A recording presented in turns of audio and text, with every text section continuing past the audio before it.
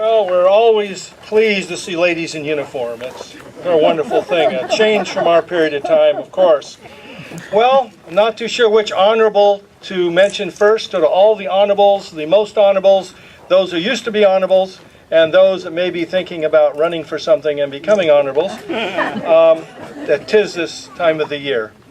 I'm going to take a moment to talk a little bit about some personal things that tie directly into this. But I think first of all, lest we forget what was going on 70 years ago today. And I look out in this audience and I see those that were in place, may have been in those places.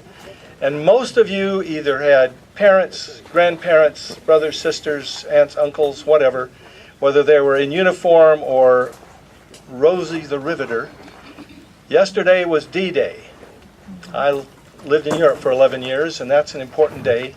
But I also know that where my father was today, because we forget another attack that was taking place at Saipan after Iwo Jima started today as well.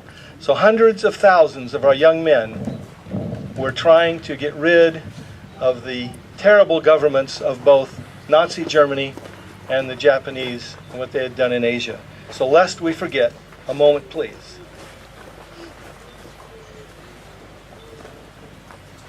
Thank you. So with your kind permission and some patience, perhaps it would not be inappropriate to add some of my own historical links to what we're doing here today. Now, my great-grandmother was raised by the McGee family of Westport, Missouri. Brought to Pasadena, California in 1882 by one of the McGees, where she married into one of Pasadena's founding families. What's that got to do with here? Well, it was the McGees that outfitted Fremont to come on his little trip to the West. And in fact, Mrs. Fremont lived with the McGees in Westport while he was here. Milton McGee, one of the brothers, was an acquaintance of both Lassen and Yount, and it would be Milton who would break a new wagon trail into the Mexican state in 1842, would come back during the gold rush, make quite a bit of money off of that, go back to Westport, and he and several other fellows bought a little piece of property called the McGee Addition. If any of you have been to Kansas City, that is the McGee Addition. So we have this link with Fremont, with the McGees, grandmother. McGee's also had another hand in a person that played into this little event, in that there was this Swiss fellow by the name of Johann Suter that was working in Westport and was not very much appreciated, and the McGees gave him a horse and asked him to depart Westport. Now, he would make a long trip before he showed up at the connection down where the Sacramento and the American River comes together. But of course we know that John Sutter, as we call him, had an important part in the Bear Flag Revolt, his little piece. Now, my grandfather, who was son of German immigrants, would be raised in Los Angeles by a third-generation Californio family. These are people that are Spanish, some Mexican, mixed-blood people who had created their own culture up here and were not particularly amused by the government in Mexico. In fact, his mother's father was, we believe, a lancer at the Battle of San Pascual, where the Mexican or local militia really did a number, we might say, upon the American dragoons down there. So that's my Californio link, and which is also hooks in with the Duartes, Governor Downey, and the Sepulvedas down there. So that makes me fourth generation by blood and seventh by adoption. As a youth, I grew up near Grass Valley, right down the road from the Empire Mine, and knew a lot about that history. So for the past 10 years, I kind of slid into this living history program of the LDS Church, where we provide reenactors for a lot of events across not only here, but we did 43 events in 4 states last year, teaching Californians and our fellow Latter-day Saints their own history, a lot of which they don't know. Obviously, you good folks here today are here because you have some knowledge of what happened and what President Ide did to start this great state. Well, it was in the dusty streets of old Sacramento about 5 or 6 years ago, where I was down there. How many of you have been down to Gold Rush days and over Labor Day? And there was this beautiful burro by the name of Winnie who was hauling his owner around, and we made acquaintance with Dave. I'm sorry to see that Winnie isn't here today. He's responsible for all this. And Dave asked me, he says, well, who are you portraying today? And I said, well, it's this Sunday, and I go down as Ide, the judge from Colusa County, former president. He says, you're kidding me. Well, that started a long, long relationship of doing research. I was able to go back to Salt Lake to the LDS Church History Library, and we got a couple of gentlemen back there involved who happen to be graduates of Sac State, by the way. We do insert Californians into Utah occasionally. And they started doing research, and he talked about a burr under a blanket. I think we put one under Michael Landon's blanket. And he did some fantastic research, including matching handwriting from records here and some things they had in Salt Lake, a privately printed family history that talks about the Ide family going with this other family heading towards the city of Nauvoo and some other things there.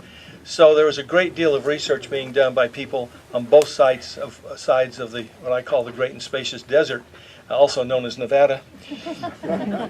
So next year he brought items that he's got some over here from the Ide cabin, and we've been talking ever since. Thank heavens for the internet and email, some of the research that we've done.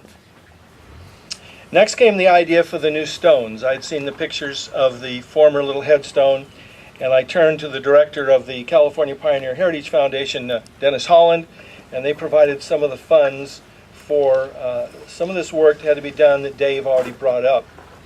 So we appreciate the foundation's help.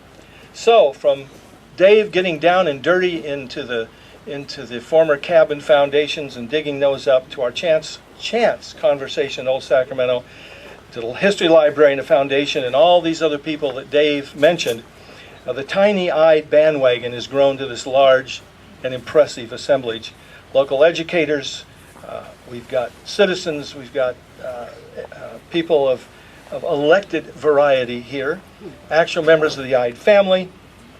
We have Boy Scouts, we have the band, and then the Sierra Nevada Mormon Pioneers, who are going to make a lot of noise in salute in a little while. Oh my, I wonder what William must think of all this attention. And if you're really wondering where he's buried, if at the resurrection you wander this direction, we'll see where he comes up at. I think that will clear that up, and there'll be no more discussion there. And he'll stop wandering, yes. So let me, if I might, change over to the good president. I want to read some things that have been written. One is a biographical sketch of the life of William B. Ide by Budwin, and I pulled some pieces out of it. I quote here. To the relatives of the late William B. Ide and their posterity of the third and fourth and succeeding generations, this book is respectfully inscribed. 1, 2, or more hundreds of years hence, should it be so long preserved in their family archives, it will be read by them with greater avidity and satisfaction than by any of their anticipated ancestry of the present generation. Of course, we're talking about 100 and some years ago. With this suggestion, it is submitted to their perusal in the hope that they will charitably overlook or condone any shortcomings of duty they may have discovered in the course of its perusal. Next piece. A biographical sketch of the life of William B. Ide, with an interesting account of one of the largest immigrating companies, crossed 3,000 miles over land from the east to the Pacific coast. And what is claimed as the most authentic and reliable account of the virtual conquest of California in June 1846 by the Bear Flag Party, as given by its leader, the late Honorable William Brown Ide. And so I quote from this volume, which quotes the good president.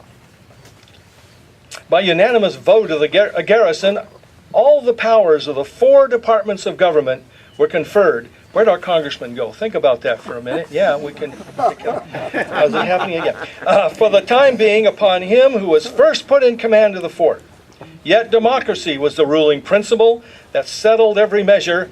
Vox populi, I don't speak Latin. That means voice of the people. On the evening of the 14th, that'd be 14 June 1846, after every precaution for security for the night coming had been taken, the subject of issuing a proclamation was discussed, and notwithstanding arguments were used, tending to show that we were bound by a proper respect for the rights and interests of all honest and good citizens of California to represent ourselves as to our doings and purposes. Yet a very large proportion of our men were against making any public representation of our situation and intentions until our numbers should have been increased, or something like a force adequate to the undertaking. But how were our forces to be augmented, and who would come to the assistance of those who were only represented as robbers and rebels? Would our enemies be pleased to represent us truly, and in such a characters as would induce others to incur the like responsibilities? So, here we were, by our flag, proclaimed the California Republic. 24 self-consecrated victims of the God of equal rights, unknown by any mortal being except 10 men who had descended from our plan of operations and had fled to the protection of Fremont's camp. Oh, and except 30 or 40 Spaniards who had, from a brief acquaintance, sworn fidelity to our cause. It's exposed not only to the wrath of 600 armed men whom we were compelled, in order to avoid the just imputation of violence and crime, to defy an open fight. It would be hard to do. But to the unmingled scorn and contempt of all honorable men, whether Mexicans or Americans, if we failed to represent our true character and the circumstances which compelled us to assume such an unusual position. Was it prudent to delay a just representation to the public ear, to that community which had equal rights with ourselves, to a representation in any system of government we might establish? Was it prudent thus to delay what is immediately concerned everybody to know until the happening of an event which might never occur? Who or what circumstances was to call to our aid that august personage capable of duty and honorable representing to the public favor our benevolent designs? Under these circumstances and impressed with these views, it was believed that any representation was preferable to none. And our commander, invested with all the powers of the 4 departments of the government, it will be remembered, Andrew Jefferson-like, assumed responsibility of performing his duty, as he understood his obligations to all concerned, and drew up on the morning of the 15th, between the hours of 1 and 4 o'clock, the following proclamation. Now here I'm going to make a little change in the program. Although I on occasion portray President Ide at various and appropriate historical programs and events, I believe that as it was Ide that wrote this and other proclamations, it should therefore be an Ide that gives voice to what their ancestor wrote and read. So therefore I wish to turn the podium over to James Monroe Ide, the great-great-grandson of the man we honor here today. Sir, you may come forward and read the proclamation.